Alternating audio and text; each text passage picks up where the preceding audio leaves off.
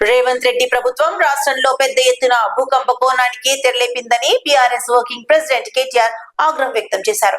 తెలంగాణ భవన్ లో ఏర్పాటు చేసిన సమావేశంలో ప్రభుత్వంపై ఆయన మండిపడ్డారు. బాలానగర్ పరిసరాలలో సుమారు 9,300 ఎకరాల భూకంప కోణం జరిగిందని కేటీఆర్ తెలిపారు. ఎక్కడ కూడా ఇవాళ మార్కెట్లో మీరు చూసినట్టయితే అక్కడ ఎకరం 40-50 కోట్లకు తక్కువ ఎక్కడ ఉండదు. గజాల లెక్కనే ఉంది, ఎకరం లెక్క కూడా లేదు. గజాల చొప్పున 2 లక్షలు, 1,00,000-1,50,000 గజానికి ఈ స్థాయిలోనే ఉంటుంది.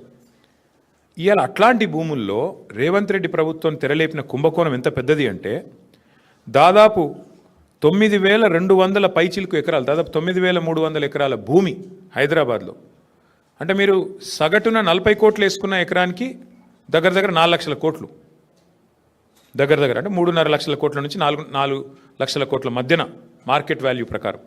లేదు 50 కోట్లు వేసుకున్నారనుకో సగటున దగ్గర దగ్గర 5 లక్షల కోట్ల విలువ చేసే ఆస్తిని, అందులో మరి ఇవాళ ఆయన అనుయాయులకు, ఆయన వందిమాగదులకు, ఆయన బామ్మర్దులకు, ఆయన తమ్ముళ్లకు, ఆయన చుట్టూ ఉండే బ్రోకర్లకు ఇవాళ ఒప్పందాలు కుదిరించి ఒక అతిపెద్ద భూకుంభకోణానికి రేవంత్ రెడ్డి ప్రభుత్వం మొన్న జరిగిన కేబినెట్ సమావేశంలో తెరలేపింది.